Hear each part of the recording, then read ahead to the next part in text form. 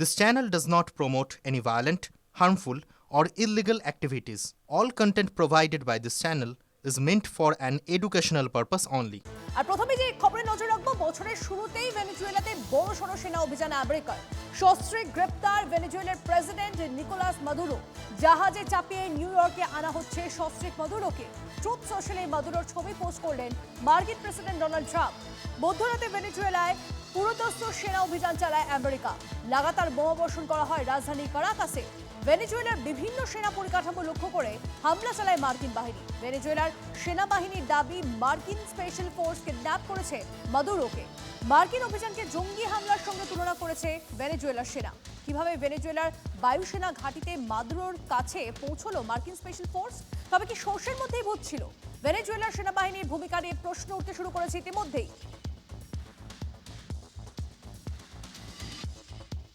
পরের ব্রেকিং নিউজের দিকে নজর রাখা যাক। দক্ষিণ 24 পরগনায় রোল অবজারভারের ওপর হামলার ঘটনায় পদক্ষেপ নির্বাচন কমিশনের। সি মুরুগানের ওপর হামলার ঘটনায় রাজ্য পুলিশের ডিজির কাছে অ্যাকশন টেকেন রিপোর্ট তলব কমিশনের। আগামী 6 জানুয়ারি মঙ্গলবার বিকেল 5টার মধ্যে রিপোর্ট জমার নির্দেশ। দক্ষিণ 24 পরগনার ফলতা ও মগরাহাটে মুরুগানকে হেনস্থার অভিযোগ ওঠে। কমিশনের নয়া নির্দেশ, এরপর যখনই কোনো ইলেকট্রাল রোল অবজারভার বা বিশেষ ইলেকট্রাল রোল অবজারভার পরিদর্শনে যাবেন, তার সরকারি দায়িত্ব পালনের সময় নিরাপত্তা নিশ্চিত করবে পুলিশ। পর্যাপ্ত পুলিশি ব্যবস্থা সহ একজন ঊর্ধ্বতন পুলিশ আধিকারিককে অবশ্যই সঙ্গে থাকার নির্দেশ কমিশনের। আরেকবার আপনাদেরকে জানিয়ে রাখি, দক্ষিণ 24 পরগনায় রোল অবজারভারের ওপর হামলার ঘটনায় পদক্ষেপ নির্বাচন কমিশনের।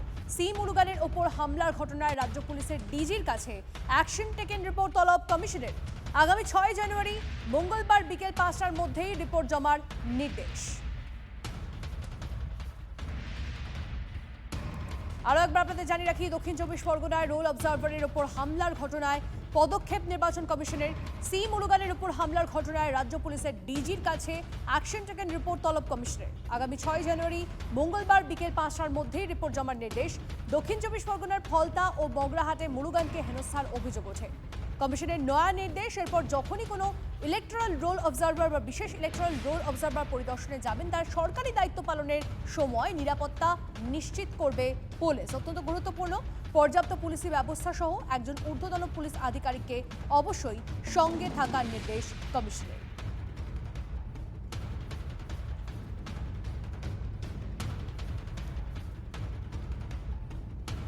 এই মুহূর্তে আমাদের চিফ রিপোর্টার সিজার মন্ডল আমাদের সঙ্গে রয়েছেন। সিজার, দক্ষিণ 24 পরগনায় রোল অবজারভারের উপর হামলার ঘটনায় পদক্ষেপ নির্বাচন কমিশনের, কতটা তাৎপর্যপূর্ণ?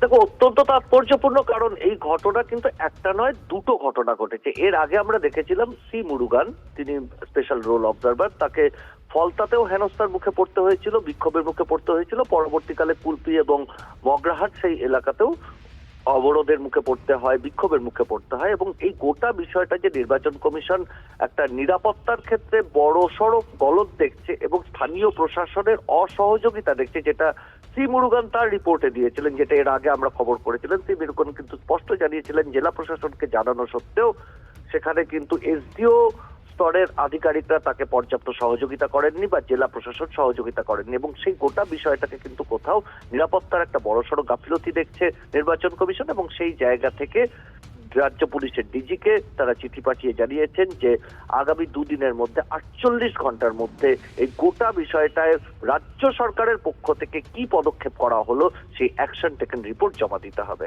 অর্থাৎ জোড়া চাপ, একদিকে যেমন ময়না এবং বারুইপুর পূর্বর 4 আধিকারিক ইআরও এবং ইআরও সহ 4 আধিকারিকের বিরুদ্ধে এফআইআর এর নির্দেশ দেওয়া হয়েছে, অন্যদিকে এই মুরুগানের বিষয়তেও কড়া পদক্ষেপ, কোথাও চাপ বাড়াচ্ছে রাজ্য সরকারের উপর কমিশন। বেশ, ধন্যবাদ। মৃত ভোটার নিয়ে শাসক দল তৃণমূলকে কড়া ভাষায় নিশানা ভাঙড়ের বিধায়ক নওশাদ সিদ্দিকী। আরামবাগে দলীয় সমাবেশে তৃণমূলের বিরুদ্ধে সরব নওশাদ। মৃত ভোটার বাদ গেলে তৃণমূলের চিন্তা, শাসক দলের বিরুদ্ধে ছাপ্পা ভোট দেওয়ার অভিযোগ ভাঙড়ের বিধায়কের। মৃত ভোটার বাদ গেলে তৃণমূলের চিন্তার কারণ কি আছে? শিফট যারা করেছে সেই ভোটার বাদ গেলে তৃণমূলের চিন্তার কারণ কি আছে? যারা অ্যাবসেন্ট, তার অস্তিত্ব নাই, ভোটার লিস্টে নাম এসছে, তৃণমূলের অসুবিধা কি আছে? এগুলো তো ওরা ছাপ্পা মারে। শুক্রবার বারুইপুর থেকে শুরু করেছিলেন, শনিবার পৌঁছে গেলেন আলিপুরদুয়ার। চা বাগানের মাঝে সভামঞ্চ। দক্ষিণের বারুইপুর থেকে বিজেপিকে যে ভাষায় আক্রমণ করেছিলেন, ঠিক একই সুর ধরে রাখলেন আলিপুরদুয়ারে। আক্রমণের নিশানায় শুধুই বিজেপি। আবার বাংলা জয় সংকল্প নিয়ে ময়দানে নেমেছেন তৃণমূলের নাম্বার 2 অভিষেক বন্দ্যোপাধ্যায়। দ্বিতীয় দিন এমন একটা জেলায় সভা করলেন যে জেলা কোনো কালেই তৃণমূলের গড় হয়ে ওঠেনি। গত কয়েকটি নির্বাচনে জোড়া ফুলের বদলে পদ্মফুলি ফুটেছে আলিপুরদুয়ারে। এবার বদলের ডাক অভিষেকের। আলিপুরকে যেন ওপেনারের ভূমিকায় চাইছেন অভিষেক, বেঁধে দিলেন টার্গেট। এবার বাংলার জয়ে আলিপুরদুয়ারকে অগ্রণী ভূমিকা পালন করতে হবে। আলিপুরদুয়ারকে 5-5 করতে হবে। চা বলয়ে ঢুকেই অভিষেকের প্রশ্ন চা শ্রমিকদের অবস্থা নিয়ে। আক্রমণ সাংসদ মনোজ টিগ্গাকে। অভিষেক প্রশ্ন তুলতেই পাল্টা আক্রমণ বিজেপির। कि आपके सरकार के अधीन जो पीएसयूज है और जो चाय बागान है उसमें ईपीएफ का पैसा क्यों नहीं मिलता है? जवाब दे पाएगा मनोज तिग्गा जी? চা বাগানের জমিতে মদের দোকান খোলার লাইসেন্সও দিয়েছে মমতা ব্যানার্জি, এবং চা বাগানগুলো বন্ধ হয়েছে মমতা ব্যানার্জির জন্য, তৃণমূল কংগ্রেসের সরকারের জন্য। আর ভোটের সময় এগুলো করে কোনো লাভ হবে না। 2024-এর লোকসভা ভোটে বিজেপি 400 পারের স্লোগান তুলেছিল। অভিষেকের অভিযোগ বিজেপি 400 পেলে সংবিধান বদলে দেবে।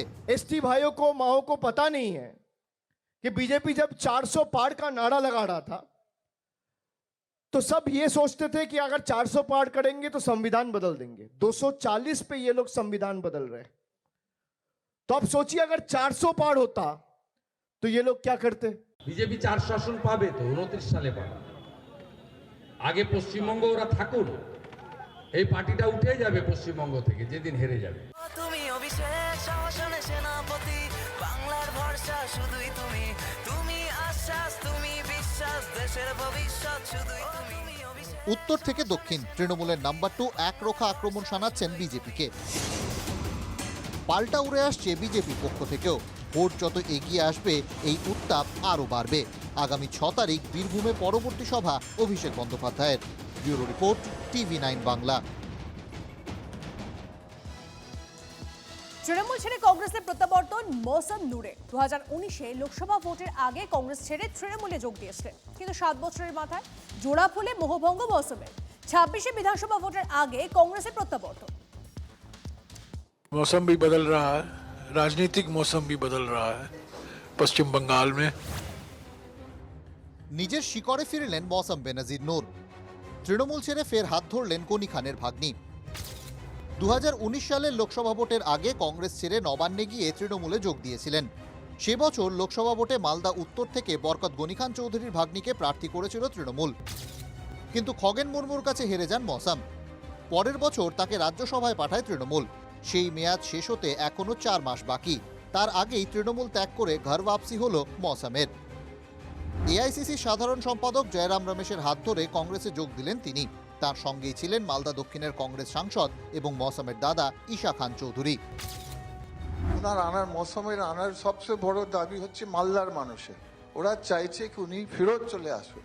ওরা চাইছে যে উনি যেমন বরকত গনি খান সাহেব লড়তেন, ওরা চাইছে যে উনি ফেরত চলে এসে লড়াই করেন মানুষের জন্য। কোথাও না কোথাও আমাদের সমস্যা হচ্ছিল কাজ করার। ফ্যামিলি হিসেবে আমরা ডিসিশন নিয়েছি যে আমরা একসঙ্গে কাজ করব, কংগ্রেসকে মজবুত করার কাজ এবং বরকত সাহেবের লেগেসিকে মজবুত করার কাজ আমরা একসঙ্গে করব। কংগ্রেসে যোগ দিয়ে বাংলায় পরিবর্তনের পক্ষে সওয়াল করলেন মৌসম বেনাজির নূর। मैं चाहती हूँ कि बंगाल में चेंज आए, परिवर्तन आए और वो चेंज मुझसे शुरू हो। নাম না করে তৃণমূলকে কটাক্ষ করেছেন কংগ্রেসের সাংসদ জয়রাম রমেশও। मुझे खुशी है कि कुछ लोग आज इंडिया ब्लॉक को याद कर रहे हैं।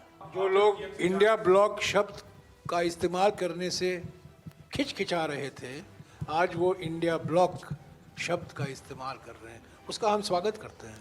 इंडिया ब्लॉक को और मजबूत करना है। এ নিয়ে বিরোধী দলনেতা অবশ্য বলছেন আত্মমর্যাদা আছে বলেই তৃণমূল ছাড়লেন মৌসম।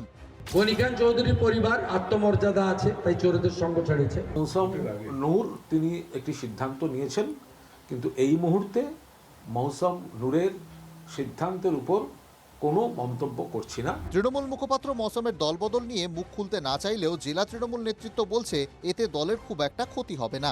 মনে হয় না আমাদের দলের কোনো ক্ষতি হবে। কংগ্রেসে যোগদানের কয়েক ঘন্টার মধ্যে নিজের এক্স হ্যান্ডেল থেকে মমতা বন্দ্যোপাধ্যায় ও অভিষেক বন্দ্যোপাধ্যায়ের ছবি সরালেও মালদায় তার সাংসদ অফিসে এখনো রয়েছে মমতা বন্দ্যোপাধ্যায়ের ছবি, তৃণমূলের ব্যানার। এই ব্যাপারে আমার কিছু বলার মতো জায়গাতেই আমি নেই। সংখ্যালঘু প্রভাবিত জেলা মালদায় 21-এর বিধানসভা নির্বাচনে ভালো ফল করে তৃণমূলের দখলে যায় 8টি আসন, বিজেপি জেতে 4টিতে। 24-এর লোকসভা নির্বাচনে কিন্তু ছবিটা পাল্টে যায়। পরিসংখ্যান বলছে 6টি বিধানসভা আসনে এগিয়ে বিজেপি, বাকি 6টিতে এগিয়ে ছিল কংগ্রেস। এবার মালদার রাজনৈতিক মৌসুম কি আবার বদলাবে?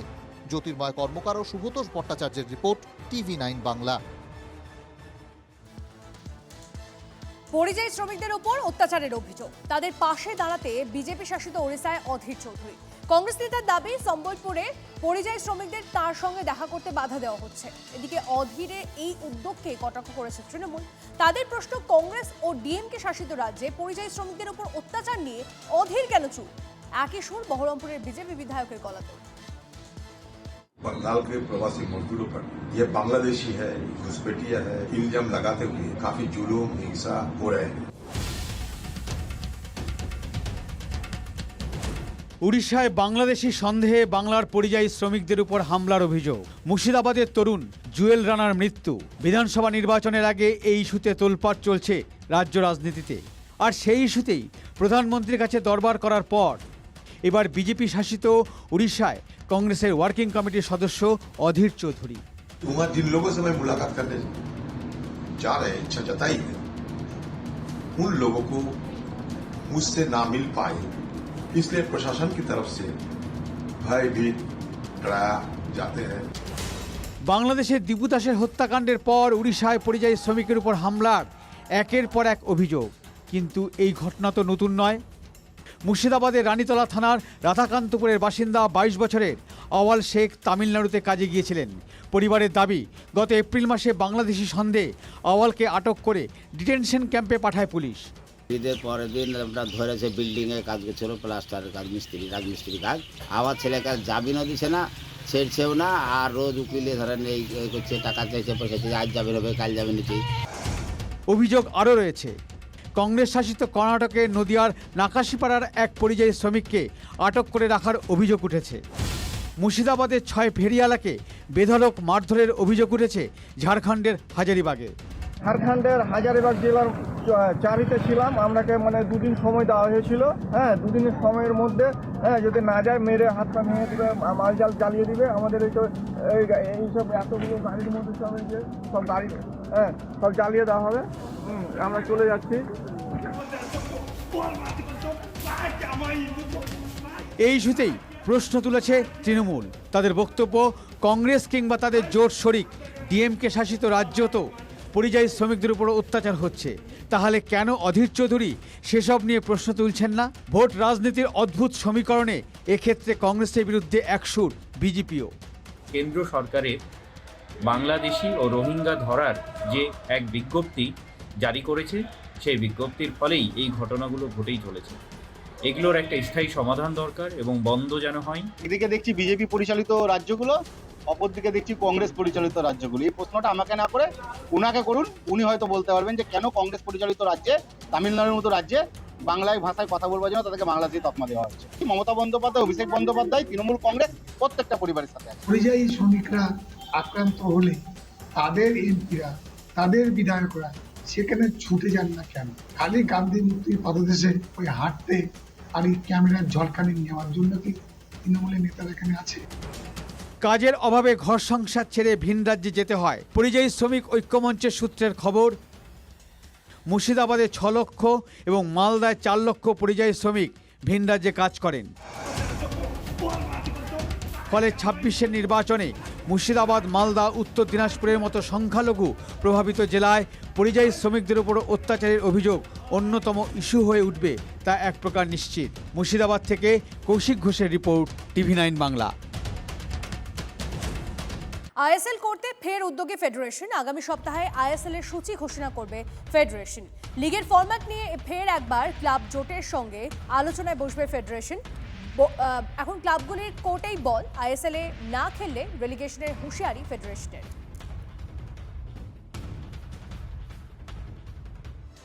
এবার দার্জিলিং এর দিকে নজর রাখা যাক, কারণ সেখানে মৌসুমের প্রথম তুষারপাত। সান্দাকফু সহ দার্জিলিং এর বিভিন্ন এলাকায় বছরের শুরুতেই তুষারপাত। বেড়াতে গিয়ে বরফের দেখা পেয়ে খুশি পর্যটকরা।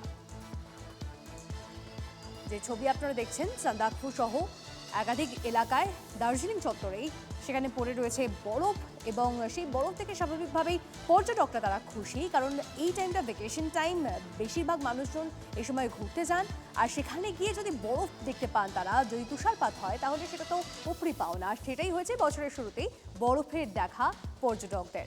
দার্জিলিংয়ের মৌসুমের প্রথম তুষারপাত, ছবি দেখছেন আপনারা, এলাকাগুলি, রাস্তাগুলি ঢেকে গেছে বরফে।